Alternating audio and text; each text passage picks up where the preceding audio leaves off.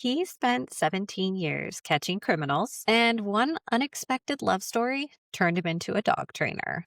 Welcome to Straight Up Dog Talk, the podcast helping burned out pet parents who feel stuck with their pup finally let go of the guilt, learn to communicate, and build the bond you've always dreamed of through a partnership based approach that combines training, nutrition, and enrichment instead of chasing the quick fixes that don't actually work. I'm Em.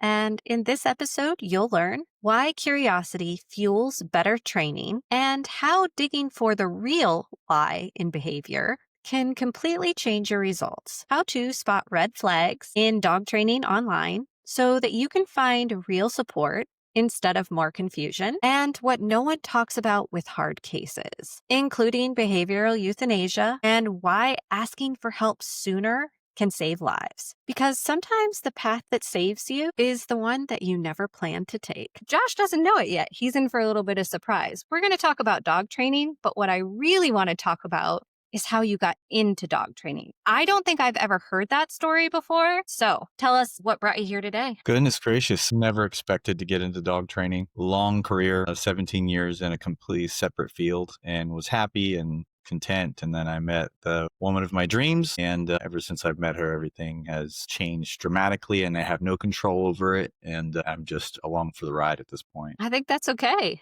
You didn't That's okay. think it would be a love story, did you? That surprised you. Curveball. I mean, I knew that you had met Natalie and that had changed your life. So I kind of figured that had something to do with it, but I didn't know that was the whole reason. That's pretty awesome because you don't hear that kind of thing very often, honestly. No, it's typically, I had dogs as a child and I really connected with dogs and dogs, but I've always loved dogs, but honestly, life sort of completely changed when you meet somebody who sees you and gives you the confidence to more or less manifest things that you didn't think were possible. So that's definitely our origin story. That's very cool. Let's get into that a little bit. How did you meet Natalie? I was a corporate investigator. So my job for 17 years was investigating organized crime and catching people stealing, both people coming into companies stealing as well as employees stealing. Led a long career in that, worked for several headquarters in different organizations. And I was hired for Natalie. In my interview process, I was sat down and they were very upfront with me and said, we're looking for someone to be able to match a particular district manager that we have who are burning through loss prevention leadership. She's very difficult to handle. She's a pistol. And through the interview process, they felt like I was a good match to be able to keep up with her because she was very much a freight train in her line of work. And if her business partners didn't keep up, or they were slouching, or they were lazy, or they were inept, or anything, she could smell it and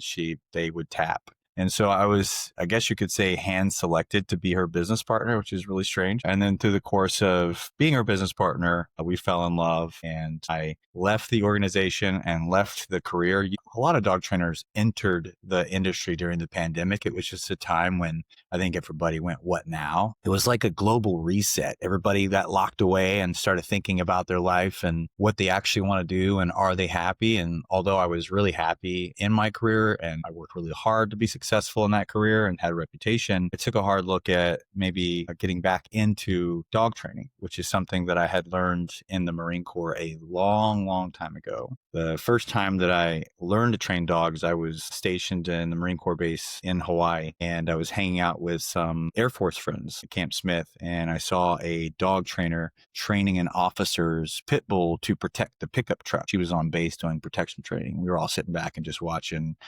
her agitate this pit bull in a pickup truck. And so I struck up a conversation with her and asked if she would teach me. And she said, if you come out and you clean my kennels, I'll think about it. And so I spent my weekends going out across the island in Waimanalo. She had a dog training company called Aloha Dog Training. I can't find her. So if you're out there, reach out. I looked for her like everywhere and I can't find her anymore. But I cleaned her kennels for a very long time. She taught me to train dogs, and my graduation ceremony for training dogs to actually start working and training dogs with her was she found a feral dog in Waimanalo that was eating chickens. And she said, if you can teach this dog not to eat chickens and we can get it fostered out, then I'll have you come out and just start training my dogs as opposed to cleaning my kennels. So I worked that dog for the better part of 6 weeks and we got it to stop eating chickens, and we adopted it out to an affluent family. And that's how I learned to train dogs. So when I got out of training dogs or got out of the Marine Corps, I started training dogs for probably a year and a half, just a little bit of behavior work, a lot of compulsion stuff. And two people foot the bill on dogs that I was owed money with, and I missed rent. And so I ran into a company and applied that day because I was missing rent. And that's what started my 17 years in loss prevention. So when I took a hard look at what I want to do for the rest of my life, I realized that dog training was something that I really wanted to get into. And I kind of remiss the fact that I didn't continue. And so I used a pandemic. Worked for a dog trainer in the Bay Area for some time, got my feet wet, and then transitioned into starting Canon Optima. That's an incredible journey you went through there. Like I said, I'd never heard the whole story before. It's really interesting. I kind of did the same thing. I stepped away from my passion for a while and then came back to it. It's almost like that coming home feeling. It settles in and you're like, yeah, this is exactly what was missing from my life. Actually, there's a lot of overlap with skill set. In my previous field, what made me proficient was speaking and teaching people and getting people excited about what I was talking about, like a very dry material and motivating them. And then the investigative front was very much problem solving. It was sifting through big data, building queries, trying to find people that are stealing, building PowerPoint presentations and presenting it to district attorneys to incite them to help us detain organized crime in the area. So it was a lot of people, it was a lot of speaking, it was a lot of problem solving. And so when I got into behavior work, I found very much behavior work is a problem solving business, like getting to the heart of what's going on, why is it happening before we can start getting to the solves. So did you ever work with dogs for the Marines or just as kind of like that little side thing with the kennels? I was a grunt. Yeah, Okay. I was actually, so I took the ASVAB and I scored off the charts with everything with the exception of mechanics. So they literally told me you could have any job in the Marine Corps with the exception of putting anything together or taking it apart, which stands to be true today when I put IKEA furniture together. I think everyone feels that way. So I got military intelligence. I got my top secret clearance. And then I happened to be taking a class on law enforcement. It was a college credit class. And I was talking to the teacher and they were like, most of our SLED task force are former infantry. And I was like, really? And at that moment, I was reading a book about the 5th Marine Raiders, an infantry unit, a famous infantry unit in the Marines. And Rambo Week came on. Yeah. And I called my military recruiter and I said, I want to change my MOS 2 weeks before boot camp. He's like, that's kind of dodgy. What do you want? I was like, infantry. And he's like, don't do that. And I'm like, yes, I want to do Rambo. Understand? And my brother flew in from Tennessee. He was airborne, and my family tried to convince me don't do it. And I said, I'm going to do it. And so I changed my MOS to infantry. So I was just a grunt. Okay. Tell me the hardest thing about being in the military and your favorite thing about being in the military. Oh, man, probably drinking religiously on the weekend and then waking up at 5 a.m. on Monday and running 8 miles. No, thank you. Yeah. And then the best thing is probably the people. Like the people that you meet, your brothers, it's like a family. And in that time in your life, you're looking for something. And the people that you meet, the people that you train with along the way, they become really close. Do you still have friends that are in the military or out of it now as well? Mm-hmm. Yeah. Yep. Still keeping in contact. Our age demographic, they're only on Facebook. So I reach out to them on Facebook from time to time. Facebook. It's like my least favorite platform of the social medias. But yes, there are so many people in that age group that are still on there. Tell me, now you've gotten married, you've moved in with your wife, and you have kids, right? You have a bunch of kids. And how did that change your life? Man, so I married into 4 kids, and I'd always wanted kids. My late mother can attest to this. I very much always wanted kids. Wasn't in the cards for me fertility wise. So marrying into 4 kids was, I don't know. My grandfather married into 8 kids, and he was probably the greatest man that I've ever known. He worked day and night and put food on the table for 8 kids. And I always looked up to him. Marrying into 4 kids almost felt like full circle. I was really just honored to be a part of these kids' lives. And all my friends who had kids, I was always like, let me take your kids out. I was that uncle kind of friend that would take them to the playground and was just super invested because I definitely felt like that part was missing in my life. It was a little later. I was 38 at that point, something that I really wanted. So meeting Natalie and getting to be a part of the boys' life was everything to me. It was meeting these 4 personalities and they're all different, getting to know them and their interests. And it was a crash course in parenthood. It really was. And then the inevitable, they all turned into teenagers. So they went from sprightly, charismatic kids that want to play football and are joking to video games and girls and leave me alone, get out of my room. So it was short lived, to say the least. But at that time, my wife wanted to start a fertility process, something I had told would just not happen for me. And she actually started the process without my knowledge, went and like searched out a fertility doctor, like the literal world's leading fertility doctor named Dr. Turk, and called me and said, I've started this process. And I'm like, holy crap. Like, okay, this is the most amazing thing that you've ever done, but never do that again. And she started it because my mom was dying of cancer. So she wanted to give me a child. And craziest part is we started the fertility process. We did the impossible. We have a wonderful, wonderful toddler named Bo Debbie, but my mom held out until she was born. So yeah, my mom I died. love that. She died 3 weeks after she was born. Oh my gosh, what an amazing story. Yeah. So if Natalie hadn't jumped the gun, whatever led her to do that, it felt so crazy at the time. Like I was total whiplash, but if she hadn't have done it, then my mom never would have experienced that. So, and What a funny enough, beautiful. we're actually going to South Carolina in a week, and my dad gets to meet Bo Debbie for the first time. Yeah. That's incredible. That's so wonderful. Yeah. So that's just another example of just life completely altering. It goes beyond changing a career and being so happy with your career, feeling like you're truly yourself, but just everything that altered, from the family life that we have to having a baby girl and just the life that we live and the stuff that we do together. It's incredible how when someone sees you and you see them and it's who you're supposed to be with, that magically you just start living the life that you're supposed to live as well. And that all brought you into this whole world of Canine Optima and really changing your life and her life for the better. And you guys have really built something incredible. You really have. It's What crazy. do you think was the hardest part about that? Social media. I agree with that. Yeah, marketing yourself through social media, it's a gift and it's a curse. So it definitely helped me to compete against some huge pillars. Every big name that you could imagine in the dog training industry is in the Bay Area, from Michael Ellis to Denise Fenzi.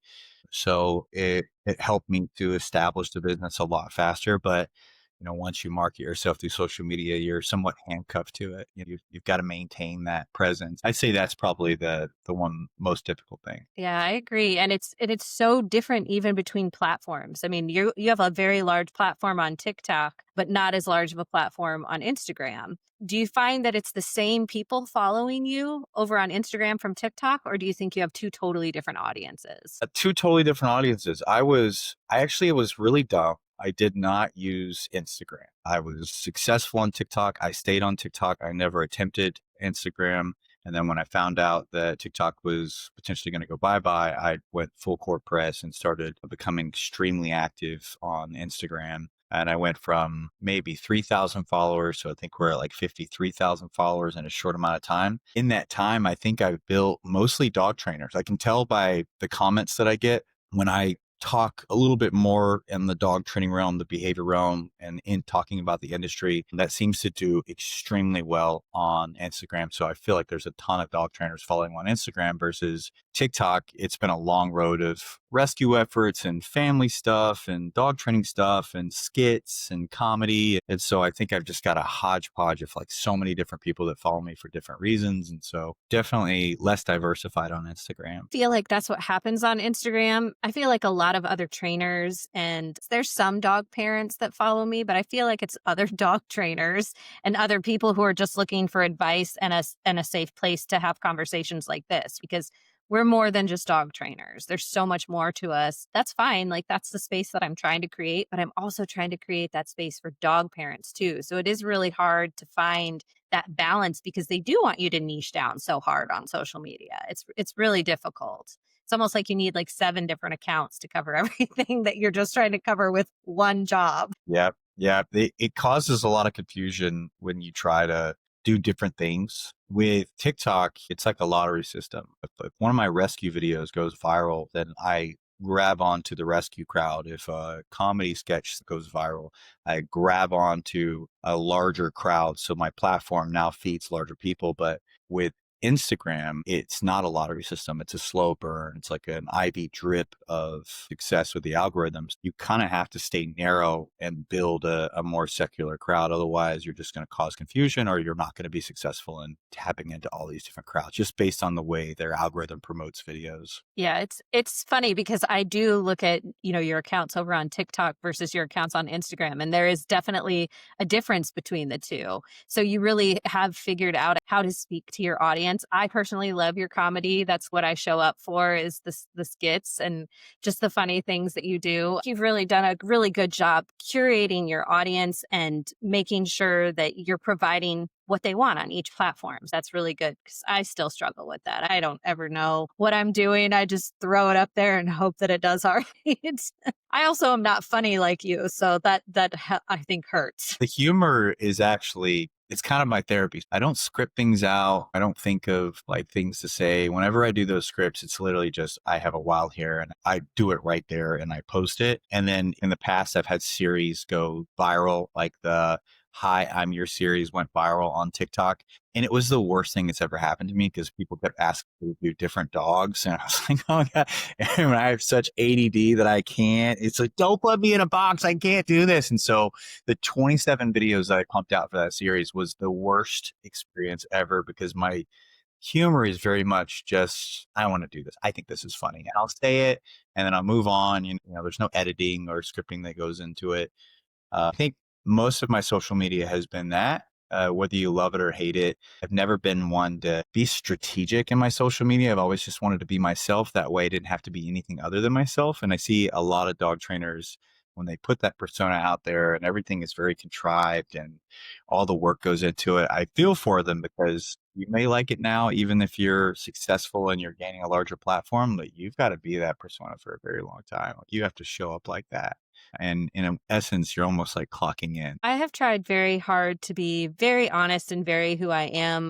Kind of always been that way, though. I'm not very much I don't fit in with the popular kids kind of person. You know what I mean? I just have always done my own thing and been totally fine with it. I feel like that's what I try to do on social media. I try to be very honest about mental health and depression and just anxiety, things like that. I'm also legally disabled. So sharing those things with people and talking about, like you said earlier, about life, right? Life changes and you don't have to be this thing that society says, oh, you fit in this mold or you fit in this category. You don't have to be that. You can be whoever you want to be if you show up as whoever you want to be. And if you're flexible about it, people see that. That's my whole thing. Right? Show the journey, show the learning journey, show the process, show I'm in this with you guys. This isn't just you, it's me too. My dog Fitz, he's a reactive guy. I don't just teach people how to do it. I live it. I live it with you guys. I'm here with you. I have the same setbacks. I have the same fears. I have the same anxieties. I cry at 2 o'clock in the morning because we had a bad day. And I think that that's really important, to be transparent and honest, because there is so much showboating going on out there, and there has been so much. You've been a part of it. Jerry, Denise, everybody's kind of been a part of the dog trainer attacks and dog trainer wars that have been happening. And it's just been really kind of disheartening to me, because we should be finding ways to work together and lift each other up instead of tearing each other down and setting off our mobs of people on each other. It's just, to me, has just been the most crazy thing to watch. Just like, I have no idea what's happening most of the time, because I am just so shocked that people can be so mean to each other and not know anything about each other. It's wild to me. So it's been really cool to see the group of people kind of in the middle stick up for each other, stand up for each other, become friends because of it, and really just create this whole group of safety for other trainers. Because online bullying is a thing that is really upsetting. That's something that I've experienced personally. I've obviously watched several other people experience. And so to know that there are other people that are willing to support, laugh about it, but still be like, hey, I got you on this, has just been really, really neat to watch. But it is just sad that some of these people with larger platforms can come in and just say these awful things about people and potentially ruin their careers and not even care about it. It's been really upsetting. Think when social media is your income, when your mortgage is paid off the backs of successful videos and you're basically making an income from your social media, the monetization, whether it be YouTube or whatever, that's where things get really murky. You're saying things for effect, you're dreaming up scandals, you're trying to position things in a way that it's going to make as much noise as possible. And to your point, when you bring in other people's livelihood, when you bring in other people's family, even, it's scary. You have to be very careful with what you say on social media because everybody's listening and you don't know who is listening. Can't tell you how many death threats I've had on a every other month basis because when somebody says something about a person and people go, yeah, millions upon millions of people are listening to what you say. There's some crazies in there. So you have to be very careful. You have to be mindful of the fact that if you don't control what you say, you have less of a chance to control what people do based on what you say. And so I think that's a hard lesson that I've learned over the years. I've certainly cleaned up. I think when I first came on the scene, I took social media really seriously. I was wearing wigs and doing skits and talking trash about everybody. And then I think everybody sort of learns to mature through social media. You get over that like immature, I'm making a lot of noise and everybody's paying attention and my account's growing. You make mistakes, you bump your head, and you learn to grow up. And then, yeah, even though you've grown up years later, you're still watching the same thing, this cyclical cycle of people coming in and doing the same thing that you did over and over and over. And it's just never going to end, unfortunately. No. And I think that to your point there about like the death threats, there are some really extreme things that happen online. And it is unfortunate that people think that they need to go that far because bullying is bad enough, but that's like next level. But you threaten somebody's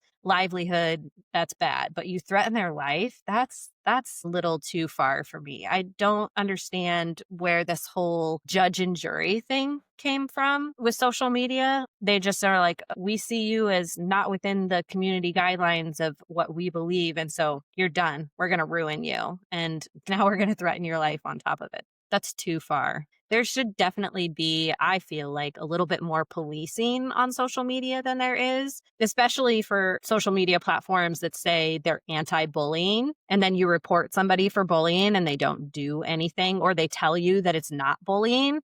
I think their parameters are too thin. And it's really unfortunate because now we're not helping dogs and we're not helping people on top of it. It's really getting kind of out of control, in my opinion. Yeah, I think the only good thing to come from some semblance of unity was probably the Zach George debacle. I think as much as Zach tried to make noise and tried to get his crowd very riled up and hate this person, now hate this person, now hate this person, and now hate this organization, hate this organization. I think that what I saw was that the dog training industry united. The first time I saw him going after real dog trainers and I stepped in to defend them, I saw more people doing more of that. And that led to obviously the chat where industry dog trainers tried to get together and talk about what are our differences, what can we agree on.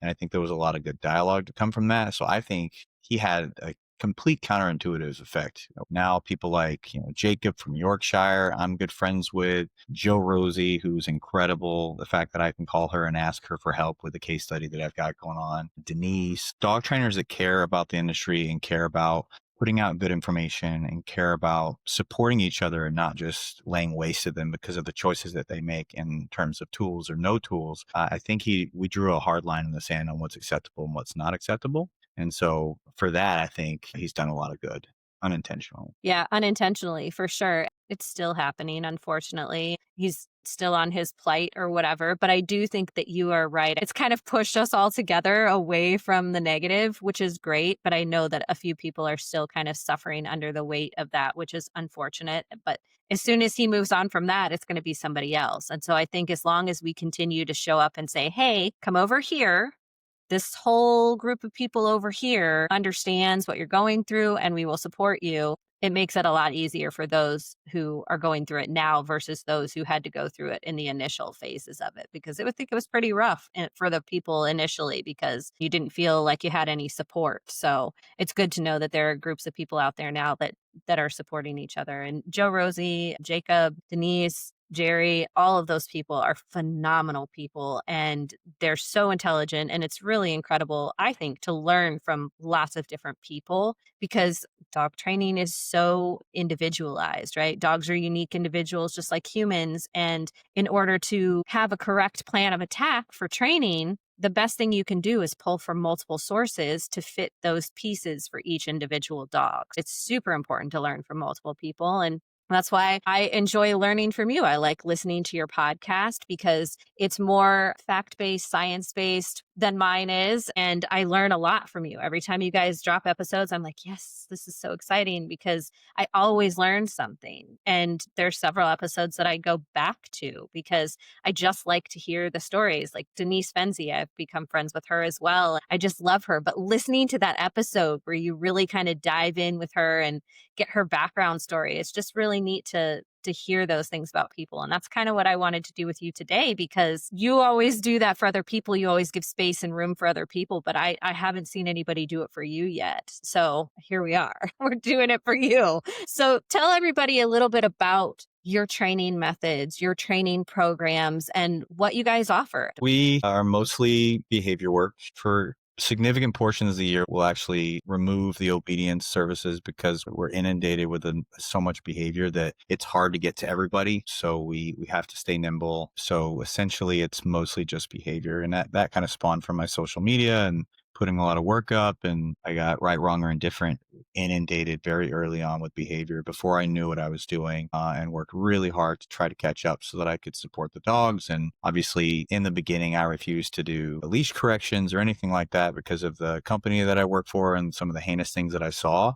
I just refused to do that. And so I decided I'm not going to perform a single solitary leash correction. And that also put me in a very precarious spot, being inundated with some reactive dogs and trying to figure out how to woo-saw them without effective handling. But that also led to some creativity in what else can I do. And it also led me to looking into the bigger picture around science and not just some of the stuff that people really get excited about, like peer-reviewed studies, which I couldn't read to save my life. I just focused on like big picture science, like what's going on in the brain, what's going on in the body, what's actually happening to the dog, what are the chemical changes, right? What does genetics have to say? And that kind of led me down the road to meeting a lot of the podcast guests that I featured, like Kim Brophy, who totally peeled my scout back. Joe Rosie, who I took her canine science course for a year and a half, and that completely changed everything for me as well. And so I tried to use science as a means of perspective and also patience in understanding what the dog is dealing with. And so I just started working a ton of reactivity. I developed a assessment process where I use 5 different helper dogs. They all do different things. They're meant to, by process of elimination, bring out certain types of reactivity in the dog so that before we start working on the game plans, we know this is the driver. This is why your dog is doing it. And then that gives us the acute game plan to work more efficiently and successfully with the dog. And so almost 5 years later, we've worked close to 7,000, probably more than 7,000 dogs. I've got an online community where I'm actively posting my case studies as well as webinars. So we're probably approaching 200 case studies posted on the community and more than 100 webinars just breaking down what I'm doing, which has always been a really cool thing to kind of flesh out. This is what I'm doing. This is why I'm doing it. Here are the mistakes that I made. Watch this. And so it's been a really cool thing to have a community that's a part of my journey and just a part of me learning and getting better and making mistakes and overcoming those mistakes, which led as of a year and a half ago to me starting a book, which I never thought I would do. We're in the final stages of a book. It's going to copy edit in a week, and then it will go to formatter, and then we're going to self-publish a book called The Infinite Approach, Polyvagal Insights in Modern Dog Training, which is essentially just everything that I know around reactivity and why it happens and all the different game plans that we deploy. So really unfortunately, that's why the podcast took a hiatus for the last year, because I've been really focusing on trying to finish this book. And so with any luck, we'll have it out soon. And then I can get back to talking to trainers because I really, really, really love the podcast. I love talking to trainers just like this and just having conversations and getting to know people. So that's been a big regret of mine that we put it on ice, but hopefully in the next 3 or 4 months, I can get back to it and be done with the book. That's exciting. I didn't know you were writing a book. I'm really excited about that. I can't wait to read it. I think that that's incredible. That's one of my favorite things to do is read the books and learn from other people. Kim Brophy was a big light bulb, a lot of light bulbs for me too. I loved her course. Also took Michael Shikashio's aggressive dog course, and a lot of light bulb moments there too. It's so wild how much stuff is out there that really applies to our dogs that we don't even realize is out there. Kim Brophy's Meet Your Dog book, that was just such an incredible journey for me to read that book and make so many connections, be able to go, "Oh, yeah, yep, well, totally understand that now," and just really kind of look back at things in my life with dogs that happened and be able to see things a little bit more clearly. I remember in one of your podcast episodes, you said something about how your old job, where you were doing criminal investigations, related really well to dog training because of how well you could see the dilated pupil, or you could tell that someone was lying because of the way that they moved their body, or an eye twitch or something happened. And that really, to me, was a very pivotal moment because I was like, we are just as telling in our facial expressions as dogs are. And if we just paid a little bit more attention, or taught people how to pay attention, it would be so much easier for the dogs, because the dog sees us turn our head, look sideways at the doorway, or even or to raise our hand or something. A dog knows what's going to happen next because they've gotten into that pattern of seeing those things from us. If we spent half as much time paying attention to our dogs as they spent paying attention to us, it would be game changer for so many people. So many people. Yeah, I used to interrogate people for a living, and that led to advanced certifications. And that's actually where I first ran across the autonomic nervous system and signs of deception, signs of stress. And so it became very natural when I got into dog training to research the same thing. And that more or less led to me allowing dogs to go over in my session, although I created a lot of backlash when I first started doing it. The force free community lit torches and he's flooding dogs, he's flooding dogs. And for me, it was, I need to see what the dog is doing. What's the body language? Can the dog regulate? Is it out of control and super dynamic, like they're letting off steam? Or is it pinpointed? Is there a focal point? Is it more pursuit driven? And I've maintained that process for my entire journey.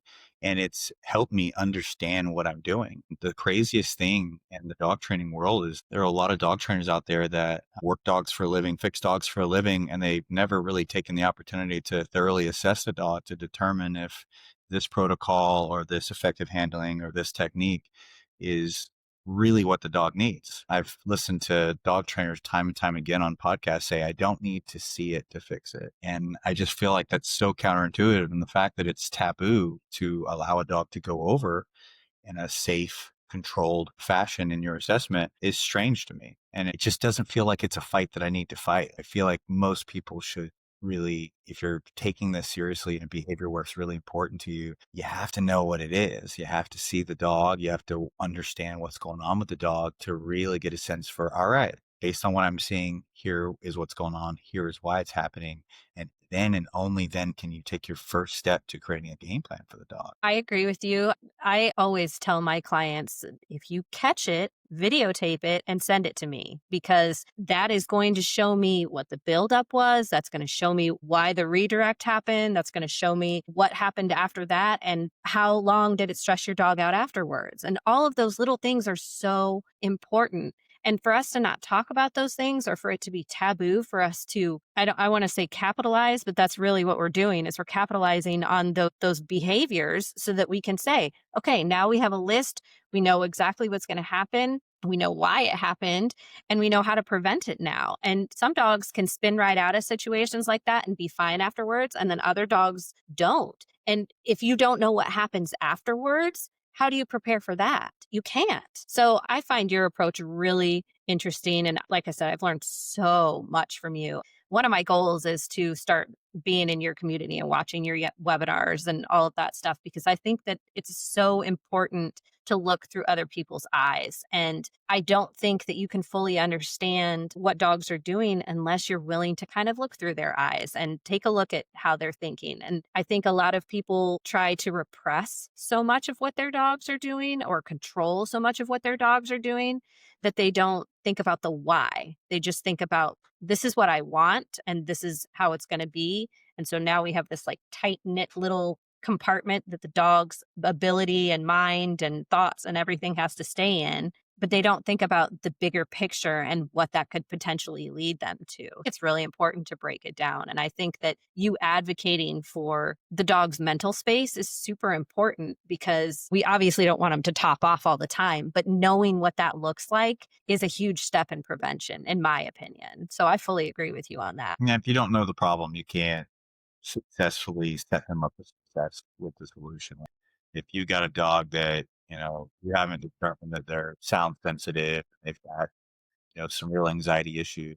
If you haven't figured that out, then how can you possibly safeguard them in the future, put them in the right environments to start the therapeutic process? Right? To me, it's always been about understanding it, wanting to understand it. That's been my whole journey. And building this like qualitative database in my brain around like these are the things that dogs do and this is what's different and this is what's the same has helped me to understand what I'm doing. And now it's gotten to the place where I'm just so obsessed with it. When I get a weird dog that does something weird, my brain immediately is like, what is that? It just immediately knows you've never seen this before. And I get so excited. Like, this is different. Why is this different? And it very much goes back to a lot of stuff that I did with investigations and big data and whatnot, just problem solving. And I think what makes a really passionate dog trainer is, one, you got to have a passion for dogs, of course. And I think we all do. But two, you got to have a passion for problem solving that really is going to propel you to understand the dog. We always talk about meeting the dog or training the dog in front of you, but really understanding the dog in front of you, getting to know them holistically, not just their hangups or their stressors or their triggers, but like everything, like what makes them tick. And then after what makes them tick, what makes them tick, tick, boom. Like that in essence is what should get you excited about behavior. Curiosity is a huge part of it. If you can't ask the questions, you're not going to get anywhere with it. If you're not ready to dig in deep and go the next level, you're just not going to get very far. So with that being said, what do you think was your hardest won victory with a difficult dog? It's hard to say hardest one. There's been a lot of dogs that have helped me, that have had me question things. There have been the dogs that were learning moments for me, the dogs that I wasn't ready for, the dogs that had severe neurological disorders, the dogs that pushed me to reach out to people and ask questions, to gain partnerships, to start working with vet behaviorists in tandem so that I can better understand what I'm seeing. There hasn't been a difficult dog per se. I'll tell you what, actually a difficult dog, not probably in the light that you're talking about, but some of the dogs that I still think about today.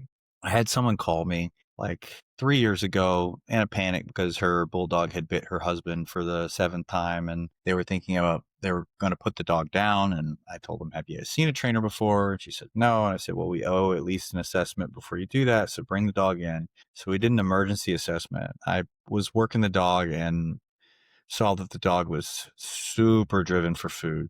And I started, stimulating the dog to see if they had a stimulation issue that maybe they would go over while the food was present. Just that classic, like I lose control about, food and stimulation. And I found that the dog was incredibly in control, no matter how hard I tried to stimulate the dog, like tons of focus. I could calm the dog. I could cap the dog. I could crank the dog. It was beautiful. And which is kind of a rarity with some of the bully breeds too. They typically have a problem keeping the lights on when they become stimulated. And so when I brought the dog out, he definitely went Cujo and, showed all the signs that he's shown some of the dogs and the husband in the home, forward aggression. But I was able to just throw a lure right in front of his face and just lure him into a sit. And as soon as I brought food into the equation, he was like, yes. And he had such food drive that it just changed his priorities instantaneously, and he could listen and he could calm for the food. And it was so rare compared to a lot of the dogs that I work in that exact circumstance. He just had a gift of being able to pump the brakes and listen and calm,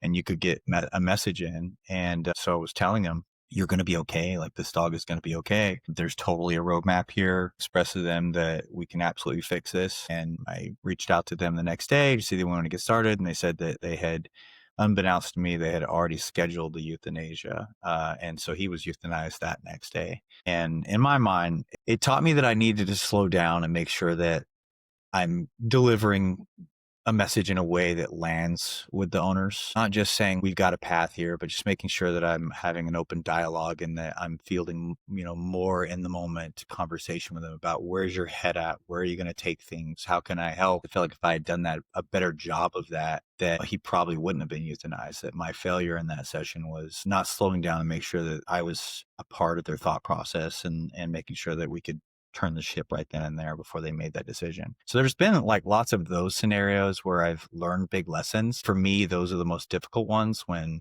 a dog walks in that you haven't seen that yet. One of the biggest things about dog training is your capacity. It comes down to the dogs you've met and what you've done in the past. That's what builds your capability. And so when you meet new challenges and new issues that you haven't met before, like those are the hard moments where you don't have all the answers. You're quiet. You're not just speaking out of the side of your mouth with the owner and kind of working the dog. Like you're asking yourself more questions than you're asking them. And so those are always the moments where I thrive. I realize I'm learning, but when the dog is in a hard place or the dog is up against euthanasia or potentially being surrendered or rehomed, it adds a completely different component to it. And so that is why I have gained so many different friends in the industry that in those moments where I go, I don't think I have all the answers here. Let's call, let's make a phone call, let's reach out. And I've literally in the middle of a session called Joe Rosie, FaceTimed her on IG and went, this is what I'm seeing. What do you think? And Joe Rosie with her experience is like, this is what it is. Sighthounds do this.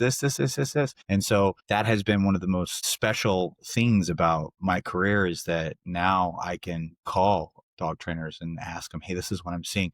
And because all my sessions are recorded, I can send them a session to them. Be like, what do you see? And that's been such a cool thing to learn through people that know so much and also feel like you're not alone. It's not just between you, the dog, and euthanasia that you've got a lifeline yourself. Because if you don't have a lifeline, the dog doesn't have one in those particular scenarios. That's really awesome. I love that you're open to talking about that and saying that you don't have all the answers, because I feel like sometimes, unfortunately, that's where a lot of the training industry is. They get so focused on, I have all the answers, I can fix your problem. And I'm just like, nope, let me send you to somebody else because I don't specialize in this. I've got names for you. I can help you move on in a different direction with somebody that has maybe a little bit better understanding and experience with this. I think that that's really important to know what our limits are. I actually told Michael Shikashio that I don't think that I'll be specializing in aggressive dogs. I have past trauma with aggressive dogs. I lost a dog because she was aggressive, had to behaviorally euthanize her. And so now every time I get one that's a little spicy, I'm like, ugh, hard breaks, you got to go to somebody else. And I love knowing that I have multiple people that I can send them to, because not everybody's going to be the right fit for everybody. And so having that variety of people to refer to is really, really important, and not having that big ego where I'm just like, no, you must stay with me. I think it's so important, because you're not benefiting yourself, the dog, or the people if you're not actually trying to help them in the way that is effective for them. Behavioral euthanasia. Let's chat about this for a minute. That's another taboo topic for us to talk about today. Being a vet tech, being a dog trainer, I've seen both sides of that spectrum, right? I understand where people are when they come in for those situations, but as a trainer, I see where we could maybe work on things. And it is my personal belief that the gap between the two is very narrow. You can save them or you can't. And there are just some dogs that are just unfortunately not meant for this world. And we're going to run into them, but we have to be honest when we run into them. But there are a lot of dogs that we can do a lot of things for. And sometimes maybe with the correct training and the proper rehabilitation, they can stay in the home, or maybe rehoming them to a better situation is an option. Unfortunately, with the shelter crisis and everything that's happening, that's just unfortunately not an option the way that it was previously. So tell me about your stance on behavioral euthanasia. It's a probability. It's a numbers game. It's a formula. When you're talking to somebody and you're doing the intake and you hear their circumstance and you hear what they're up against and you go to assess the dog and you're determining this is probably what the game plan is going to look like. This is probably how long it's going to take. This is the emphasis it's going to take. This is the likelihood of a bite in those time frames. What's the family's ability to keep themselves safe while we're trying to work through this game plan? Sometimes the conditions are right. I've taken dogs that have killed dogs and we've rehabilitated them and they've been rehomed. And I get videos of the dog frolicking on a beach in Oregon. You hear these things at face value and you think, oh, these are terrible things. This dog has bitten a child in the face. This dog attacked a small daughter because a jar of spaghetti shattered in the garage and they try to stop the dog from walking on it. All of these dogs have stories. They're typically really intense scenarios, but when you're talking about the dog's options, it does come down to your ability to keep the family safe and the viability of your training plan being able to right size that dog's issues. When I have the uh-oh in the back of my mind when I'm working a dog, it typically comes down to an inability to regulate. And where that might be a dog that has generalized anxiety that's not trying to hurt anybody but can't regulate and is just shivering in the corner and turning into a dogskin rug. On the antithesis of that, on the opposite end of the spectrum, you have the dogs that can't regulate, that are forward aggressive, that will bite at the drop of a hat. That's where things can get very precarious. So as you start to slide the pendulum that direction and you realize like we're in trouble, like you've got a real problem here. I have real concerns about you being able to maintain a safe home. That's where you're starting to weigh all the options. Is there viability for rehoming? Probably not. This dog would have to live with the trainer for a very long time. Is there viability for a sanctuary? Maybe some of the sanctuaries in the area that do take on some pretty extreme dogs, or is behavioral euthanasia an option? And so your job is to factor everything in and talk through the options and empower the owners with the best decision. You can't make that decision for them. Your job is to say, here is what your dog's issues are. This is the concerns I have. This is what the safety management protocol looks like. This has to be ironclad. This is your fallback safety management protocol. And then this is what our process looks like. And through those conversations, the owners will typically come to terms with what's best for them. But oftentimes in these conversations, they've come off the heel of something really devastating, like a horrendous attack where a child needed reconstructive surgery. And that just adds so much intensity to it, where they come to you with, I'm at the end of my rope, either fix it now or, we're not going to move forward. And as you know, typically in some cases, it's not necessarily that the dog is so extreme. In some cases, it's that we waited too long. We've had issues and the issues have led to a complete boil over and something terrible happened. And now the dog cannot be in that home environment. And now the dog has rehearsed something incredibly unfortunate. And it can feel really devastating to the family. And it's a tough topic, but it does come down to probability. Here's the likelihood of success, and here is the likelihood of a reoccurrence in the process as well. Do you think if people felt more comfortable talking about the struggles they're having with their dogs, that we would catch some of these scenarios before it was too late? I think people don't quite understand when a dog is presenting true aggression, like purpose. I'm trying to bite the thing. I'm trying to get at the thing. And there's no wasted energy. There's no solar flare, like dog going crazy and bellowing everywhere. The dog is trying to get after a person or a thing. I think they don't quite understand the severity of that situation, whether it be a larger dog that has the capacity to really hurt something or kill something, or a dog that's bred to, clamp and dispatch. They can cause real damage. I think oftentimes people don't see the tragedy coming and they try to manage it as best they can. They lock their dog away because they feel like the dog is unsafe, but they aren't realizing that in the best case scenario, when you're trying to lock that dog away, it's not an if, it's a when that management fails, when that dog blows past a door, gets out of, hops over a baby gate or slips a collar. And so really, I think it comes down to making sure that we're seeing professionals sooner. And it also comes down to where people waste a lot of money and a lot of time with a professional that isn't quite at the level to work those extreme cases, where a lot of my clients, I'm like the third or fourth trainer, and how wonderful that they have the resources and the finances and the time to invest in that many trainers that just threw noodles at the refrigerator and hope they stuck. That also plays a big problem in the whole scheme of things. I definitely think that that's a problem because that's the same thing that happens to me. And I'm not big behavior like you are. I'm minor modification stuff. And still, people come to me and I'm the second, third, fourth, fifth trainer that they've seen. And I've been through that. I've been through the situation where I've been through two or three trainers before I finally landed on one that helped me. And it's hard because it was time in between. So then you can't fix the problem because you had to save for a year and a half before you could go to the next trainer. And I think that resources are a huge problem when it comes to that kind of stuff, which is why I fully believe that some of the stuff that's available online that gets misused and is maybe not necessarily 100% right when it comes to helping people fix their problems becomes such a crutch for people, is because it's free and it's available and it's helping, but it's also just kind of putting a band-aid over the damage. It's not really doing anything. I think social media has made it even worse. I think before social media, when you had something terrible happen, you Googled and you found the people that were most active around you, right, wrong, or indifferent, whatever their skill sets were, whatever their approaches were.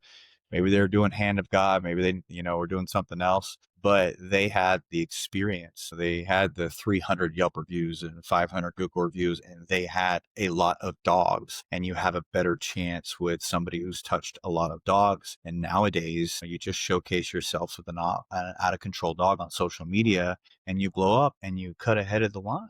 And now people see you on social media, and you've got no clients under your belt. You've not done any certifications, you don't have the experience, and people are bringing their out of control aggressive dog to that person. And then they're showcasing that out of control dog to continue to perpetuate their own marketing. I'm guilty of it. When I first started, I showed a lot of out of control dogs. I couldn't calm the dog down. The reason that my videos were so successful, the first 100,000 followers on TikTok, is because all the dogs were reactive and I was doing all the wrong things and they were snapping at me and going nuts at me.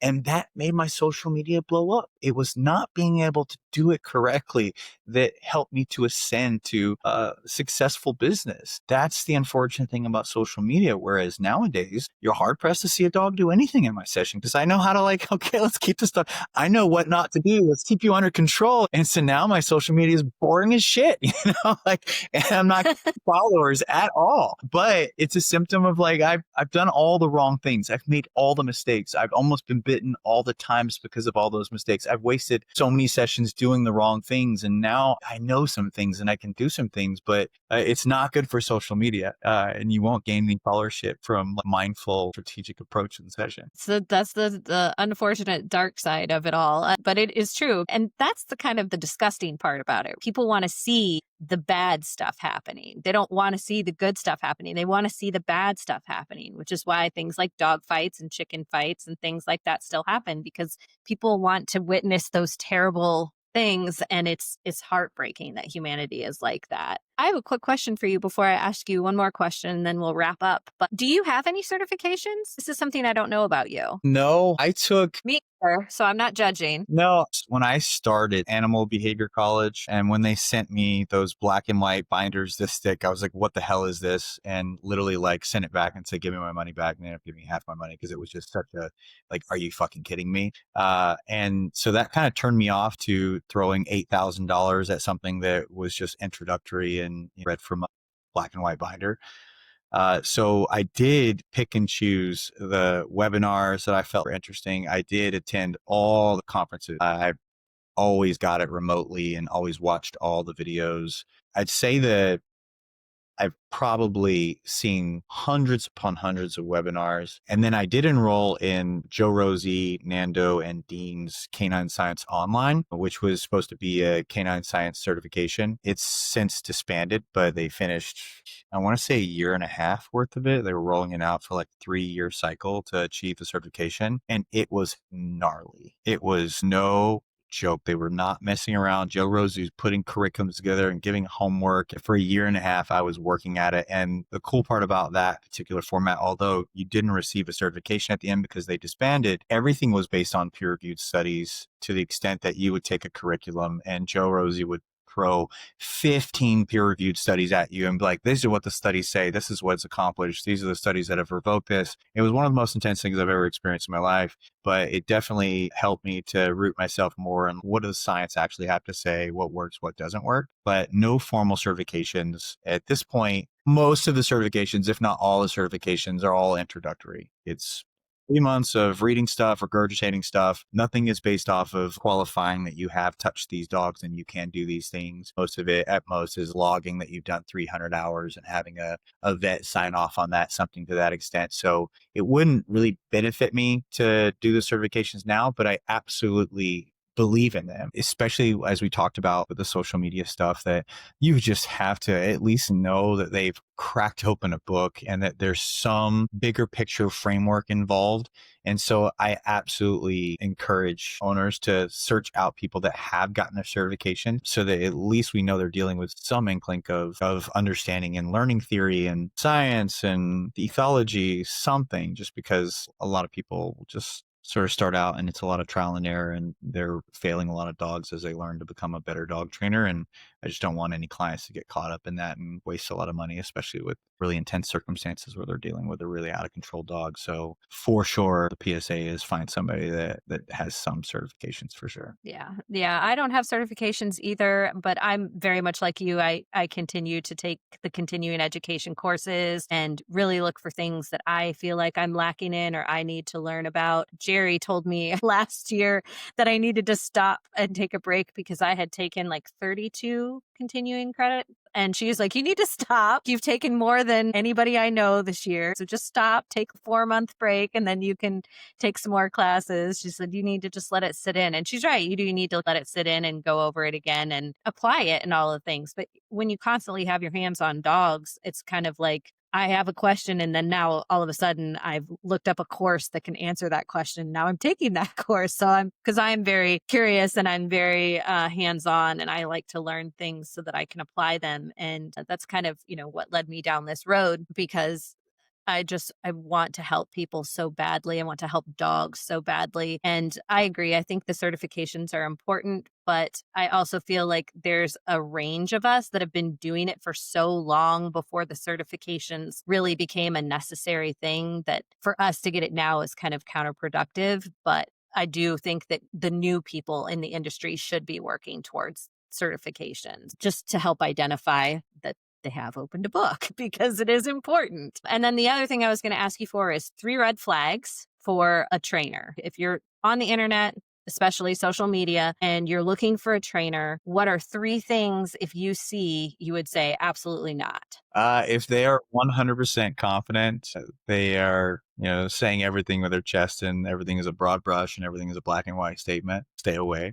I encourage people to look for client reviews, as we talked about in, the middle of the podcast. Like, anybody can say they're anything and they can make things look like anything. But I found a lot of value in using ChatGPT to look for people's client reviews. You can actually just say, ChatGPT, find so-and-so's Yelp and Google reviews, and they will just pull it for you. And you'd be surprised at the amount of people that are on social media that have like 2 reviews and their business has not been solidified yet. They don't yet have the experience. And so you have to make sure that you're working with somebody who has experience, because that's what helps us with our capabilities at the end of the day. And then if you're talking to a dog trainer, ask, what will they do? If you're calling up a dog trainer and trying to figure out if it's a good fit, and you give them here's what my dog is doing, what do you think? What are some things that you might deploy? Have them say what they're going to do, and then say, no, what if that doesn't work?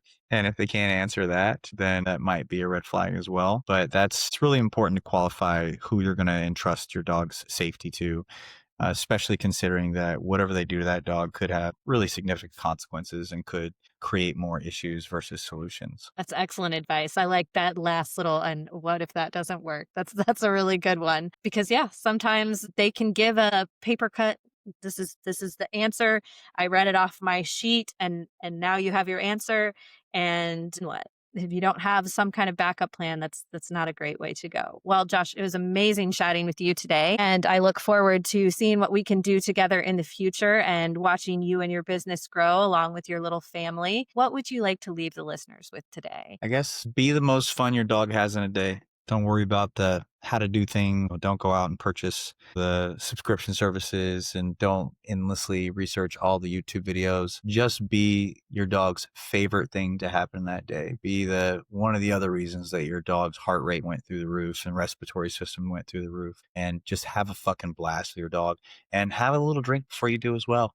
Don't do it sober. Just maybe a little bit of bourbon or maybe a glass of wine and a flirt pole and a tennis ball. But if you can have a lot of fun with your dog, you'd be surprised at the the difference that makes in whatever you're trying to accomplish. That's an excellent message. So remember, as always, guys, be kind, love your dogs, and be the best part of the day. And we will see you guys next week on Straight Up Dog Talk. Thank you for listening to Straight Up Dog Talk. If your dog is bouncing off the walls no matter how much you walk them, it can feel like nothing is ever enough. The truth is, most dogs don't need more exercise. They need the right kind of enrichment to settle their brains and their bodies. That's why I put together a free enrichment resource packed with easy, fun ideas that you can try right away. The link is in the show notes. And remember, new episodes drop every Monday and Wednesday. I'll see you next time.